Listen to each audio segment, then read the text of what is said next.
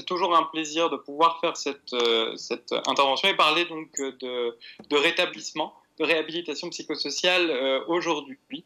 Même si c'est vrai que parfois la réhabilitation psychosociale peut être une activité à risque, notamment si on n'a pas l'habitude de la pratique du touch rugby. Mais bon, c'est comme ça. Donc, sans plus attendre, pour commencer donc sur le rétablissement. Le rétablissement dans la schizophrénie, en fait, c'est une réalité. Il suffit de regarder les résultats d'études longitudinales qui ont été menées à partir des années 75 avec des suivis allant de 25 à 37 ans pour voir qu'en fait, une majorité de personnes avec schizophrénie, plus de 50% dans la majeure partie de ces études longitudinales, se rétablissaient avec ou sans aide au cours du temps, ou en tout cas amélioraient significativement leur fonctionnement et leur qualité de vie au cours du temps. C'est-à-dire que ces personnes pouvaient accéder à un logement, pouvaient avoir d'autres rôles sociaux significatifs, pouvaient accéder à un travail, se marier, avoir des enfants. Et tout ça, c'était constaté donc, par les chercheurs au cours du temps. Ceci étant, le rétablissement, en fait, il y a plusieurs définitions et tout va dépendre de la façon dont on le définit. Le rétablissement tel que défini par les cliniciens, donc le rétablissement clinique, c'est une définition qui est très restrictive puisque finalement, elle implique à la fois la rémission clinique, donc la disparition de l'ensemble des symptômes, avec seulement des symptômes bénins qui peuvent persister, et le rétablissement aussi au sens fonctionnel et social du terme, puisque ça signifie que les personnes doivent pouvoir se loger de façon autonome, ne pas être dépendants de leur entourage familial pour la réalisation des activités de la vie quotidienne, avoir une vie sociale satisfaisante, travailler ou être en études pendant au moins 2 ans. Donc quand on voit ça, on sait bien qu'avec cette définition-là, qui est très restrictive, seule une minorité de personnes pourraient être considérées comme cliniquement rétablies. C'est ce que montre une méta-analyse du coup de 2013 qui montre un taux de 13,5% de personnes considérées comme cliniquement rétablies au cours du temps, avec un taux qui évolue peu finalement, qui a peu évolué depuis les 20 dernières années. Ceci étant, le rétablissement, il suffit de regarder le tableau des études de cohorte que je vous ai montré juste avant, il ne nécessite pas forcément la disparition des symptômes. Une amélioration du fonctionnement, de la qualité de vie, la prise de rôles sociaux significatifs et, encore plus important, le rétablissement personnel vont être des dimensions importantes du rétablissement. Si on se place du coup du côté des personnes concernées, le rétablissement, la meilleure définition, c'est celle qui est proposée par Patricia Digan, déjà il y a assez longtemps, puisque finalement c'est en 1988. Patricia Digan, donc, qui est une personne qui a reçu un diagnostic de schizophrénie, et qui, pour la petite histoire, au cours de son parcours de soins, a décidé de devenir psychologue et a décidé de devenir une spécialiste du rétablissement, ce qu'elle a fait.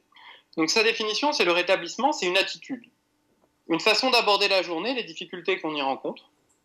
Ça signifie que j'ai certaines limitations et qu'il y a des choses que je ne peux pas faire, mais plutôt que de laisser ces limitations être une occasion de désespoir, une raison de laisser tomber, j'ai appris qu'en sachant ce que je ne peux pas faire, je m'ouvre aussi aux possibilités liées à toutes les choses que je peux faire. Et dans cette définition du rétablissement, on voit bien qu'on est assez loin de la définition du rétablissement clinique de la diapositive précédente. On voit qu'il y a des limitations, bien sûr, liées à la pathologie. Il peut rester des symptômes résiduels. Il peut rester un degré de handicap fonctionnel qui est variable au cours du temps, le rétablissement n'étant pas linéaire. Mais qu'en sachant ce qu'on ne peut pas faire, on peut aussi voir tout ce qu'on peut réaliser et tout ce qu'on va pouvoir mettre en œuvre. Le rétablissement, il y a un certain nombre d'ingrédients dans ce rétablissement au sens personnel du terme. Le premier et le plus important, c'est le fait de trouver et garder espoir, pouvoir croire en soi, avoir un sentiment de pouvoir d'agir. Et là, c'est là aussi que du coup, le rôle des soignants est particulièrement important dans une pratique orientée rétablissement, puisque c'est une pratique qui va susciter l'espoir, qui va permettre du coup à l'usager de prendre le contrôle ou reprendre le contrôle de sa vie et de développer une identité positive au-delà de la maladie, c'est-à-dire remettre la maladie à sa juste place, c'est-à-dire je suis schizophrène, mais j'ai une schizophrénie qui effectivement m'handicape dans un certain nombre d'activités de la vie de tous les jours, mais qui me permet de faire, je suis aussi travailleur, je suis aussi peut-être conjoint, parent, et plein d'autres identités, rôles sociaux, plein de sens. Donc le rétablissement, c'est aussi bâtir une vie qui soit riche et pleine, et dans laquelle on est en contrôle. Si on passe cette fois-ci sur la réhabilitation psychosociale, avant d'être un ensemble de techniques de soins, la réhabilitation psychosociale, c'est avant tout une démarche et un certain nombre de grands principes. Le premier, c'est le postulat de base, toute personne peut se rétablir au sens personnel du terme, ou au sens amélioration significative de son fonctionnement et de sa qualité de vie, et prendre du pouvoir sur sa vie. On va mettre l'accent sur les forces de la personne et pas sur ses déficits ou ses difficultés. C'est quelque chose qu'en médecine, souvent on fait mal. On a tendance à lister toutes les difficultés de la personne et pas forcément prendre en compte du coup ses ressources préservées. L'évaluation des ressources en psychiatrie est quelque chose de très important et c'est quelque chose que les neuropsychologues font souvent très bien dans le bilan cognitif. Et il y a d'ailleurs un outil que je vous engage à utiliser qui est l'auto-évaluation des ressources, qui est un outil lausannois qui permet du coup à la personne d'identifier les différentes ressources qu'elle peut avoir, personnelles, environnementales et dans ses loisirs pour pouvoir mettre en œuvre son rétablissement. Le troisième grand principe, c'est que c'est la personne qui est la maître d'œuvre de l'intervention. C'est elle, et uniquement elle, qui est en charge de la direction que vont prendre les services, c'est-à-dire que c'est elle qui va définir quelle intervention est la plus importante pour elle, à quel moment. L'alliance thérapeutique, elle repose donc sur cette appropriation du pouvoir par la personne et sur la confiance, bien sûr. Le lieu d'intervention, c'est la communauté, pas l'hôpital, mais tout ce qui est autour, qui est considéré comme une oasis de ressources. L'objectif, c'est que de la réhabilitation, c'est que la personne en voie de rétablissement, elle puisse se transformer conformément à ses valeurs à elle et à son rythme à elle. Que les changements, du coup, se manifestent par une redécouverte de soi, de ses possibilités d'agir sur son environnement. C'est là tout le rôle de la réhabilitation, de renforcer ces possibilités-là. Une responsabilité renouvelée pour la construction de projets de vie significatifs. Si on prend la définition de la réhabilitation psychosociale, on voit que cette définition, elle a été proposée par l'OMS en 2001, donc il y a déjà quelques années. C'est l'ensemble des actions qui vont être mises en œuvre auprès des personnes qui ont des troubles psychiques pour favoriser leur autonomie et leur indépendance dans la communauté. L'objectif, c'est d'améliorer le fonctionnement de la personne pour qu'elle puisse remporter des succès et éprouver des satisfactions dans un milieu de son choix et avec le moins d'intervention professionnelle possible. Donc la réhabilitation en France, elle a mis un peu de temps à arriver. Elle s'est surtout appuyée sur des expériences pilotes, comme ça a été le cas à Grenoble avec le centre de réhabilitation et le réseau handicap psychique. Mais là, depuis 2017, elle est rentrée donc dans la loi. Et ça, c'est une avancée finalement majeure dans le développement de la réhabilitation en France, avec le décret relatif au projet territorial de santé mentale, dans lequel, pour la première fois, arrivent les mots organisation du parcours de santé de vie de qualité sans rupture, et surtout en vue du rétablissement et de l'inclusion des personnes qui ont un handicap psychique, et qui va du coup prévoir l'accès le plus précoce possible aux soins de réhabilitation psychosociale. Et ça, c'est une avancée majeure, parce que du coup, ça va permettre, dans un texte qui est une instruction aux agences régionales de santé, de préciser exactement ce qu'est une offre de réhabilitation psychosociale, ce qu'elle doit contenir en termes d'évaluation fonctionnelle et en termes de soins proposés. Donc on voit en fait cette offre de réhabilitation, elle est conforme donc, aux définitions que je vous ai présentées dans les diapositives précédentes. Ça va inclure donc, toutes les techniques de soins qui permettent de réduire les incapacités et développer ou restaurer au maximum les compétences sociales, les performances cognitives, la motivation et les capacités d'adaptation de la personne en prenant appui sur ses aptitudes préservées. Donc ces soins doivent être délivrés le plus précocement possible et reposer sur une évaluation des capacités de la personne, de ses ressources, pour pouvoir élaborer un projet personnalisé de soins et d'accompagnement dans lequel ce soient les objectifs de la personne et pas celles du système de soins. Les principaux outils de la réhabilitation donc, sont la psychoéducation, la remédiation cognitive, la remédiation de la cognition sociale, l'entraînement des compétences sociales, les thérapies cognitives et comportementales. Un petit défaut de ce texte qu'on pourrait relever, c'est que là encore, finalement, les acteurs de la psychiatrie donc, auraient à faire l'évaluation fonctionnelle des capacités et la mise en œuvre de soins de réhabilitation, et il reviendrait aux acteurs sociaux et médico-sociaux de faire le transfert des aptitudes préservées dans une participation sociale. La distinction entre sanitaire, social et médico-social est parfois un peu artificielle, et l'objectif est aussi de mieux coordonner les choses, de réduire cette distinction, et de faire en sorte que les soins de réhabilitation puissent s'appliquer au plus près du quotidien de la personne. C'est ce qu'on voit par exemple dans des dynamiques comme l'emploi accompagné, ou le logement accompagné, ou un chez-soi d'abord, ou tout ce qui va pouvoir être mobilisé au domicile des personnes. Donc pour vous donner un exemple de programme de remédiation de la cognition sociale, le programme Remède Rugby, qui est un programme du coup qui est couplé à la pratique du touch rugby. Donc, pour vous parler en fait donc de la réhabilitation cette fois-ci dans les centres experts schizophrénie, donc vous voyez à l'écran en fait la référence donc de l'article qui est paru dans l'European Archives of Psychiatry and Clinical Neuroscience. Donc cet article avait pour objectif d'évaluer l'accessibilité des interventions de réhabilitation psychosociale et leur efficacité dans la cohorte des centres experts schizophrénie. Ces interventions de réhabilitation psychosociale, on en a beaucoup parlé, mais finalement, est-ce qu'elles sont efficaces? La réponse est clairement oui. Il suffit de regarder les nombreuses méta-analyses faites sur le sujet. La psychoéducation réduit le nombre de rechutes, améliore l'adhésion au traitement médicamenteux. La remédiation cognitive améliore le fonctionnement cognitif avec des tailles d'effet modérées, plus importantes si elles sont délivrées dans le contexte de la réhabilitation. Elle améliore aussi le fonctionnement psychosocial. La thérapie cognitive et comportementale réduit l'intensité des symptômes positifs et améliore le fonctionnement psychosocial. Et l'entraînement aux habiletés sociales est lui efficace logiquement sur les capacités d'interaction sociale, mais aussi sur le fonctionnement dans la communauté et sur les symptômes négatifs. Le souci, c'est que l'ensemble des études qui ont été, ou la quasi-totalité des études qui ont été réalisées sur le sujet reposaient sur des essais randomisés contrôlés qui évaluaient l'efficacité d'une technique dans un contexte qui n'est pas vraiment le contexte de la vie réelle, et avec un nombre de paramètres assez limité, par exemple le fonctionnement cognitif pour la remédiation cognitive, ou les symptômes pour la thérapie cognitive et comportementale. Si cette fois-ci on passe à l'accessibilité des interventions, c'est là qu'il y a un gros point noir. C'est que si on prend en France en 2010, alors heureusement ça a progressé depuis, mais sur les 6007 personnes incluses dans la cohorte Espace qui avait été menée donc, par Denis Leguet, seuls 15% des gens avaient eu accès à une forme de réhabilitation psychosociale, secteur médico-social inclus, et les taux d'accès à la remédiation cognitive, à la TCC et à la psychoéducation étaient remarquablement bas, puisqu'on était à 1% pour la remédiation, 2% pour la thérapie cognitive et comportementale et 7% pour la psychoéducation.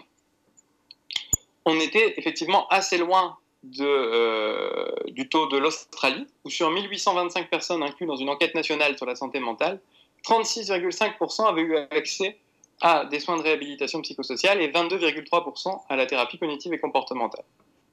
Ceci dit, ces difficultés d'accessibilité des interventions de réhabilitation, elles n'est pas seulement l'apanage de la France. Si on voit par exemple en Angleterre une étude qui regardait l'implémentation des guidelines NICE qui recommandent les soins de réhabilitation psychosociale et notamment les thérapies cognitives et comportementales dans la psychose, on voit que l'accès aux thérapies cognitives et comportementales était très limité, puisqu'il concernait 5,3% des personnes. D'où le fait qu'à partir de 2010, il y a plusieurs dispositifs qui ont été mis en place pour faciliter l'accès aux soins de réhabilitation psychosociale en France comme à l'étranger, notamment le dispositif des centres experts fondamentaux, mais aussi celui des centres référents de réhabilitation, ou un programme d'implémentation de la TCC en Angleterre ou aux USA, ainsi que des expériences en Israël de développement de soins de réhabilitation psychosociale au plan national. Le réseau des centres experts fondamentaux schizophrénie, je passe rapidement dessus puisque vous le connaissez par cœur. L'avantage, c'est effectivement le recueil exhaustif de données, soit sociodémographiques, médico-économiques, cliniques, avec la sévérité des symptômes, la dépression, les effets secondaires, l'insight, les comorbidités, le fonctionnement, mais aussi toutes les données sur les traitements pharmacologiques et psychosociaux qui ont été reçus, et sur l'évaluation des neuropsychologiques.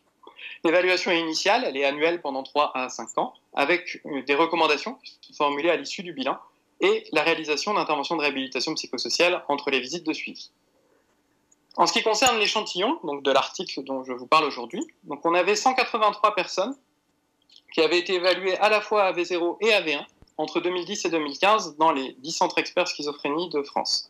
L'échantillon était majoritairement masculin, avec un âge aux alentours de 34 ans, une durée de la maladie à 11 ans et un score PANSS moyen aux alentours de 70. Si on prend l'accessibilité des interventions, l'année avant l'évaluation dans les centres experts, seuls 3,7% des patients avaient eu accès à un soin de réhabilitation psychosociale.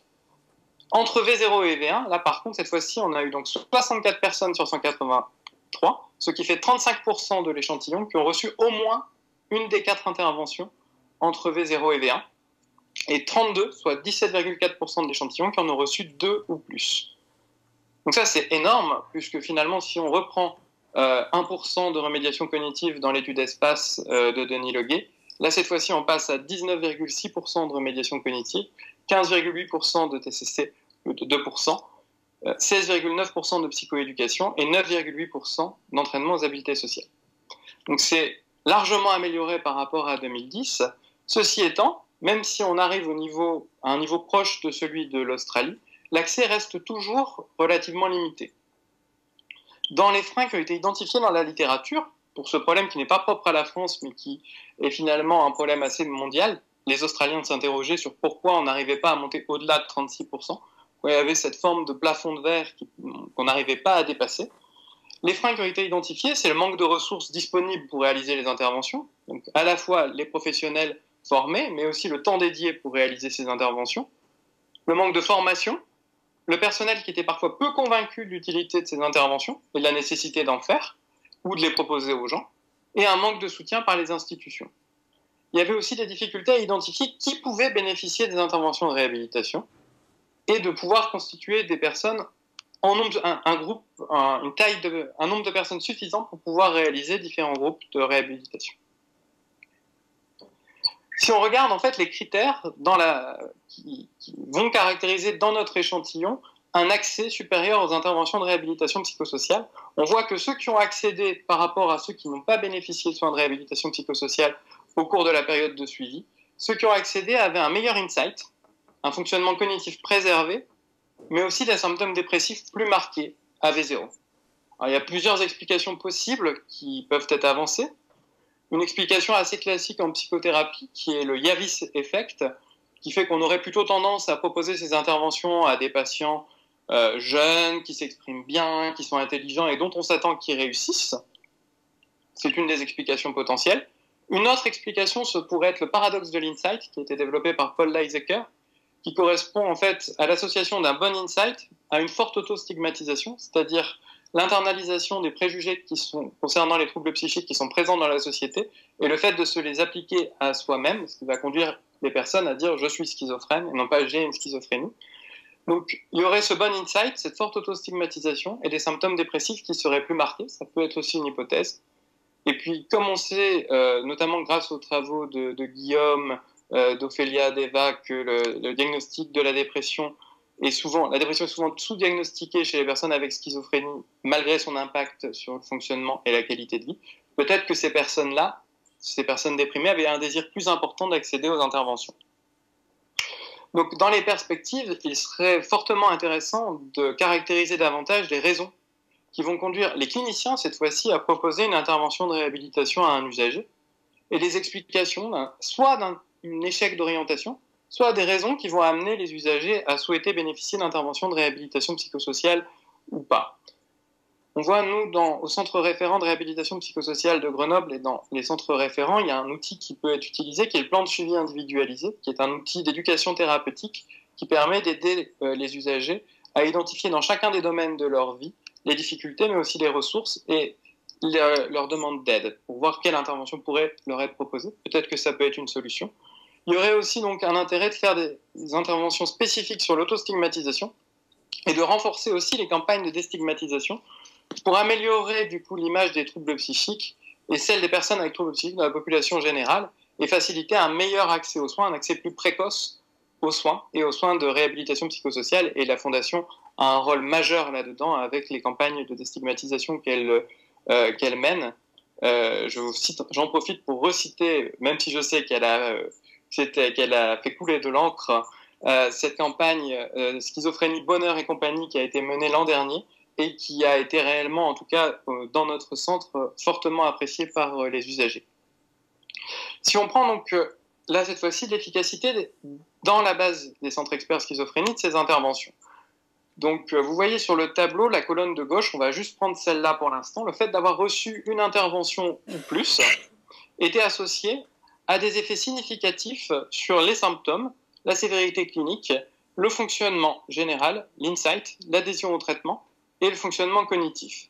Les tailles d'effet étaient importantes ou modérées pour les symptômes négatifs, taille d'effet modérée, l'insight, l'attention soutenue médiée par la mémoire de travail, le CPTIP, la flexibilité mentale spontanée et réactive. Des tailles d'effet légères à modérées étaient trouvées pour les symptômes positifs, l'adhésion au traitement médicamenteux et le fonctionnement psychosocial. Quand on regarde donc l'analyse multivariée, cette fois-ci, que vous voyez du coup à l'écran, on voit qu'en fait, avoir bénéficié d'une intervention de réhabilitation psychosociale entre V0 et V1 est le facteur principal qui vient expliquer cette amélioration à V1. à la fois sur les symptômes positifs et négatifs, sur la sévérité clinique, sur la flexibilité cognitive et sur le fonctionnement psychosocial. Donc c'est clairement un effet qui est lié aux interventions de réhabilitation psychosociale. Alors, quels effets pour quelles interventions cette fois-ci? C'est les 3 colonnes qui étaient sur le tableau précédent. Donc, on a trouvé tous les effets classiques auxquels on s'attendait, c'est-à-dire que la psychoéducation renforce l'adhésion au traitement médicamenteux, c'est pas très surprenant, que la remédiation cognitive améliore le fonctionnement cognitif, que la TCC améliore les symptômes positifs, la sévérité clinique et le fonctionnement psychosocial, et que les entraînements aux habiletés sociales amélioraient les symptômes négatifs et le fonctionnement général. On a par contre retrouvé aussi des effets qui étaient plus larges qu'attendus. Des effets sur le fonctionnement cognitif pour la TCC et pour les entraînements aux habiletés sociales, et des effets sur les symptômes et sur l'insight pour la remédiation cognitive. On a aussi eu des effets qui étaient un peu plus inattendus. On avait plutôt un effet négatif par rapport aux personnes qui n'avaient pas bénéficié de soins de réhab sur la qualité de vie subjective et sur la dépression. Inattendu, mais finalement pas tant que ça, puisque quand on regarde les données de la littérature sur les effets des interventions de réhabilitation psychosociale sur la qualité de vie, on voit que c'est très contrasté, puisque certaines études, comme celle de Yasser Casal ou de Thierry D'Amato, ne trouvent pas d'effet sur la qualité de vie, d'autres trouvent un effet sur la qualité de vie. Une des explications potentielles, mais qui gagnerait à être explorée davantage, c'est est-ce que l'amélioration de l'insight au cours de la réalisation d'interventions de réhabilitation psychosociale, associée à une éventuelle autostigmatisation, a contribué, du coup, à dégrader le moral des usagers et que c'est finalement une prise de conscience d'un certain nombre de difficultés qui expliqueraient ces effets sur la qualité de vie subjective et la dépression. En tout cas, ça pose une question importante, parce que ça pose la question de quelle intervention pour quel usager, à quel moment, pour qu'elle lui soit bénéfique non seulement sur son fonctionnement objectif, mais aussi subjectivement sur sa qualité de vie et sur son espoir et sa motivation à atteindre des objectifs de vie quotidienne.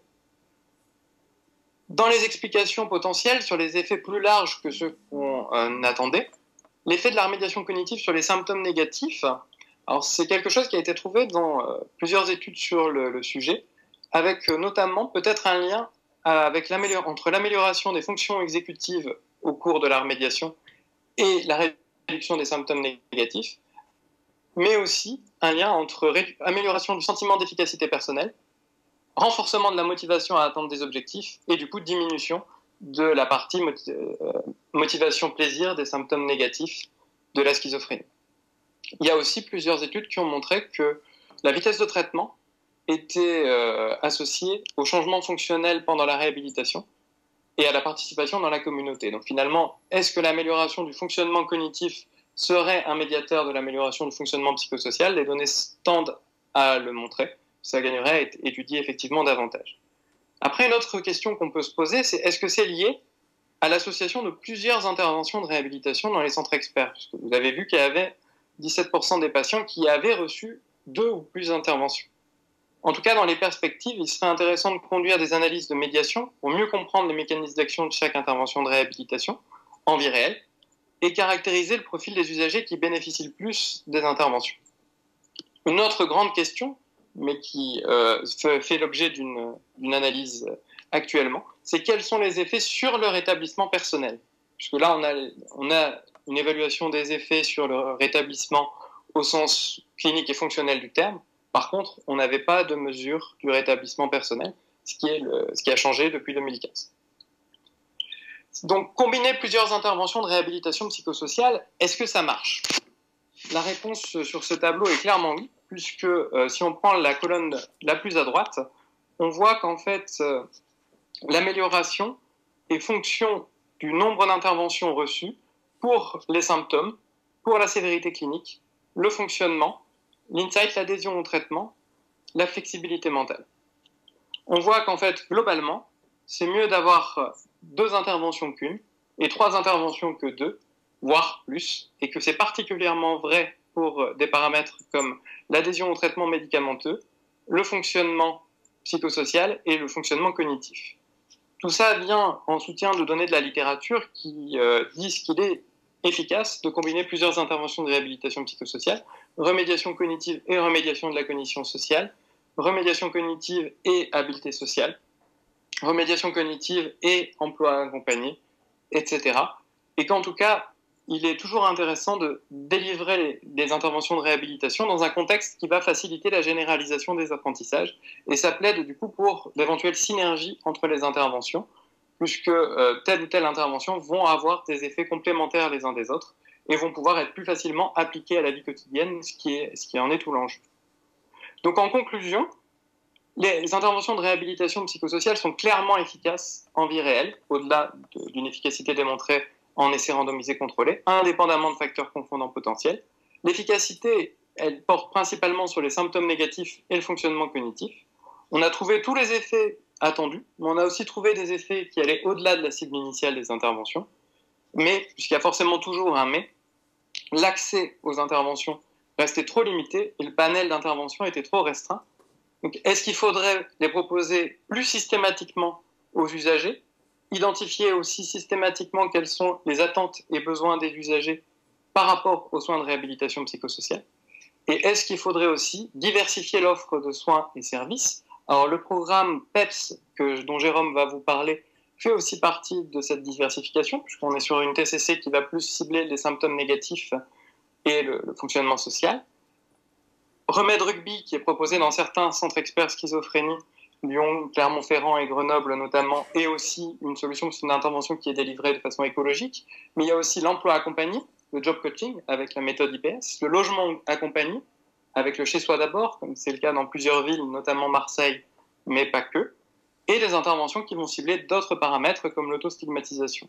Bien sûr, il y a des limites à ce travail, qui est que l'échantillon qu'on a dans les centres experts, déjà il était de taille relativement limitée, et en plus on ne peut pas prétendre qu'il est représentatif de l'ensemble des patients avec schizophrénie.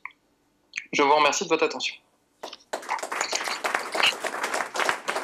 Bonjour, donc je suis Jérôme Favreau, je suis infirmier, professeur en Suisse, à Lausanne. Je suis responsable du laboratoire de recherche en psychiatrie et santé mentale de l'école La Source.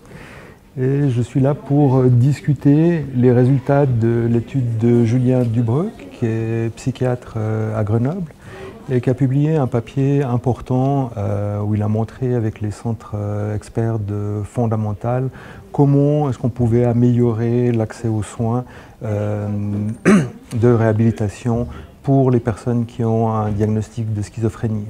Il a des résultats extrêmement importants parce qu'il a multiplié par 10 l'accès aux soins de ces patients dans le cadre des centres experts de Fondamental. Et puis alors, dans la conférence, moi je discute les aspects, les résultats de Julien qui sont impressionnants et comment est-ce qu'on pourrait améliorer l'accès aux soins des personnes qui ont des schizophrénies par rapport à différents problèmes réguliers qu'on rencontre chez eux. L'idée de ma venue ici est de discuter les résultats de Julien. Donc, tout d'abord, à mon avis, le résultat principal et le résultat majeur, c'est que son étude montre qu'un tiers des patients ont reçu au moins une intervention psychosociale validée et par rapport à l'année précédente, ça a été multiplié par 10. Donc ça, c'est vraiment un exploit. Pourquoi est-ce que c'est important de développer des interventions psychosociales et de les tester? Donc c'est important déjà parce que les neuroleptiques restent un traitement partiellement efficace de la schizophrénie. Ça, on peut le dire depuis 2006, grâce à Stone et Pilowsky. J'avais soumis un article à Schizophrenia Research en 2005 qui était refusé par les reviewers qui voulaient que je dise que les neuroleptiques étaient un traitement efficace de la schizophrénie. Donc on a une proportion importante de patients, 30 à 40%, qui répondent que partiellement aux médicaments.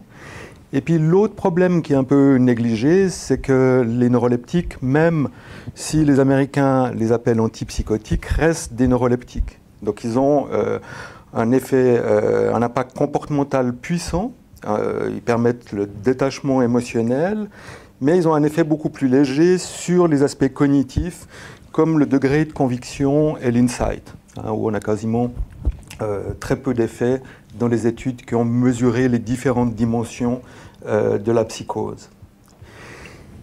Aussi, c'est que les neuroleptiques, ils agissent surtout sur les symptômes productifs. Ils ont peu d'impact sur le syndrome déficitaire, sauf quand il est consécutif aux idées de persécution, donc des patients qui se replient parce qu'ils sont persécutés.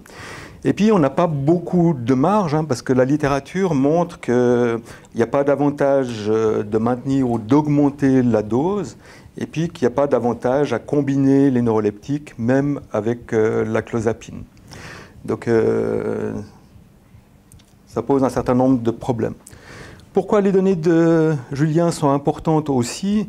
C'est que vous savez que quand on veut démontrer l'efficacité d'intervention, donc il y a tout le problème de la validité interne qui est valorisé, c'est l'étude randomisée contrôlée avec juge aveugle. Donc ça, c'est vraiment le gold standard qui est souvent respecté, mais qui va poser un certain nombre de problèmes parce qu'on doit justement contrôler les conditions de traitement. Et puis les gens qui vont conduire ces essais vont généralement être motivés, vont avoir des cliniciens à disposition pour appliquer l'intervention. Donc c'est aussi important de tester ce qu'on appelle la validité externe, c'est comment ça marche dans la vie réelle. Et ça, c'est vraiment un apport très positif. En plus, c'est difficile de publier dans la grande littérature ce genre de papier. Les reviewers qui ont le temps de reviewer, ce n'est pas des cliniciens, c'est des gens qui font de la recherche et puis qui ont des moments creux et donc qui vont généralement être très critiques avec la vraie vie, puisqu'ils travaillent en laboratoire. Mais pour le politicien, c'est vraiment important d'avoir ces deux types de validité. Ça ne sert à rien d'avoir des validités qui marchent en théorie, mais pas dans la vraie vie. Et puis aussi, une des réalités, c'est qu'on sait qu'il faut à peu près 17 ans pour que 14% de la recherche originale profite aux soins des patients. Donc là, le travail qui est publié dans cet article montre quelque chose d'extrêmement important, puisqu'en une année, il a montré des résultats qui sont extrêmement importants. Et puis les bénéfices qu'il montre sont comme des choses qui vont alléger grandement la schizophrénie, donc réduction des symptômes négatifs, amélioration de l'insight cognitif, amélioration des fonctions cognitives, amélioration du fonctionnement global, réduction des symptômes positifs et amélioration de l'observance médicamenteuse. Alors, Julien, vraiment, je ne sais pas si tu m'entends toujours, bravo. Ensuite, le problème de l'accès aux soins est très particulier. Depuis 20 ans, dans le domaine purement des symptômes, dans le domaine de la santé, on sait qu'il faut faire des interventions précoces. Ça a été inauguré par Pat McGorry à Melbourne. Et puis, on a développé des programmes d'intervention précoce. Mais où on n'a pas suivi, c'est dans le domaine de la réhabilitation, parce que dans le domaine de la réhabilitation, les systèmes de protection de la personne dans la plupart des pays occidentaux n'entrent en ligne de compte que quand on est dans le caniveau et qu'on a tout perdu. Et un des gros problèmes est probablement que dans la schizophrénie, on a une population qui est stigmatisée et puis qui est discriminée. Si vous êtes directeur d'un hôpital puis vous dites que vous n'allez pas mettre sur pied une nouvelle intervention qui permet de détecter le cancer de la prostate 2 mois plus tôt, vous êtes en première page du monde. Tandis que si vous dites « Oh, on n'a pas donné les traitements psychosociaux de personnes atteintes de schizophrénie », vous n'êtes même pas dans les dernières pages. Donc il y a un problème qui est là. Donc actuellement, ce qui est important, et Julien l'a souligné, c'est important de développer des interventions précoces aussi dans le domaine de la réhabilitation, au niveau du soutien à l'emploi, au niveau du soutien au logement. Un des gros problèmes de la schizophrénie, c'est que c'est une maladie qui apparaît, si on la croise avec les stades de croissance, à la fin de l'adolescence. Et puis les tâches de croissance majeures, ça va être quitter la maison pour les hommes. Donc ils vont devoir se professionnaliser, acquérir leur indépendance, établir leurs premières relations sentimentales. Les femmes, comme elles tombent malades un peu plus tard, c'est souvent autour de la formation du couple qu'elles vont avoir les plus grands enjeux. comme les femmes vont avoir un nettement meilleur pronostic que les hommes, elles vont se retrouver comme des femmes qui sont beaucoup plus sollicitées par les hommes que dans le reste de la communauté, parce qu'elles ont généralement une proportion d'une femme pour 4 hommes. Hein, et donc là, il y a toute une série de choses à développer. Et puis, un certain nombre de ces choses n'existent pas. Donc le soutien à l'emploi, ça c'est extrêmement bien validé. C'est quelque chose qui doit être offert aux personnes atteintes de schizophrénie assez rapidement en début de maladie. On doit chercher des alternatives aux nouvelles formes d'institutionnalisation. Hein.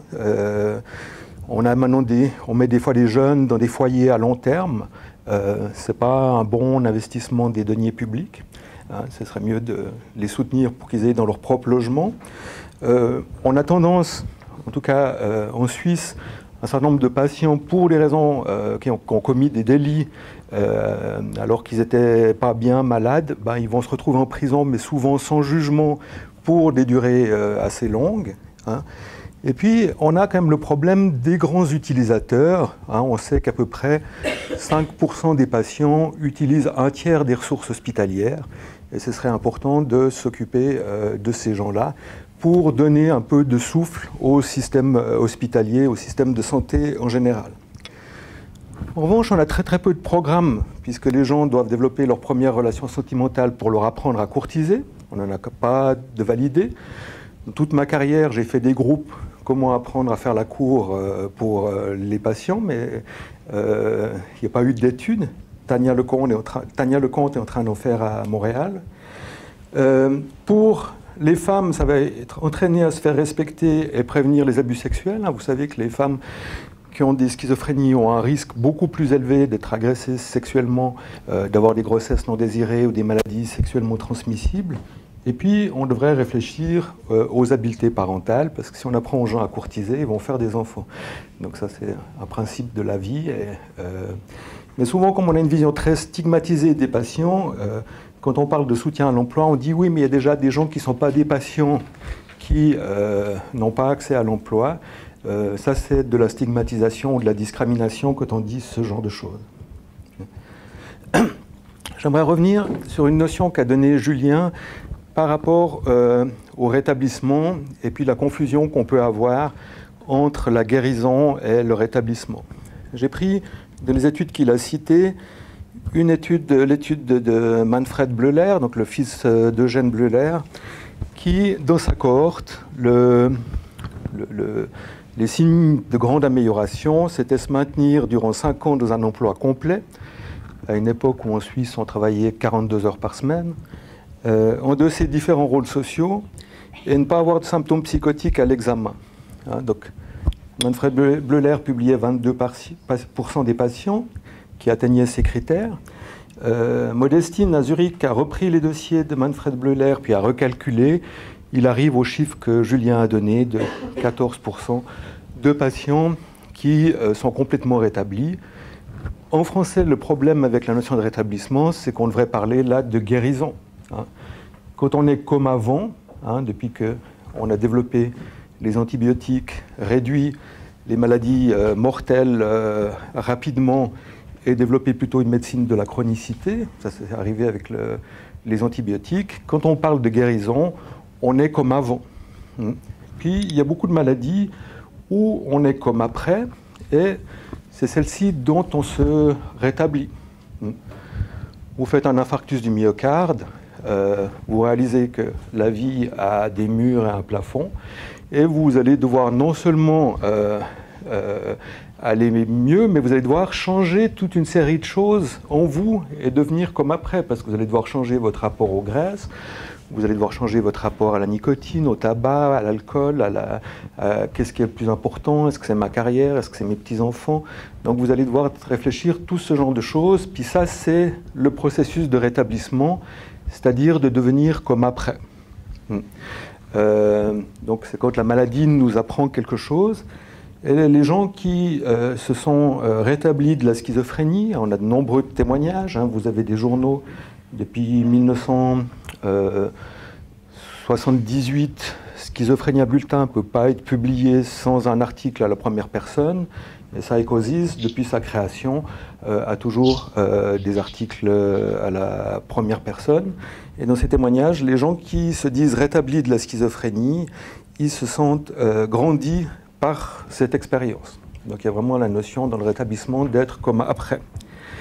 Et puis, où on voit que le modèle du rétablissement est complémentaire au modèle biomédical, parce que dans le modèle biomédical, la guérison, c'est l'absence du symptôme. Hein. Dans le modèle du rétablissement, c'est plus le changement de rapport au symptôme.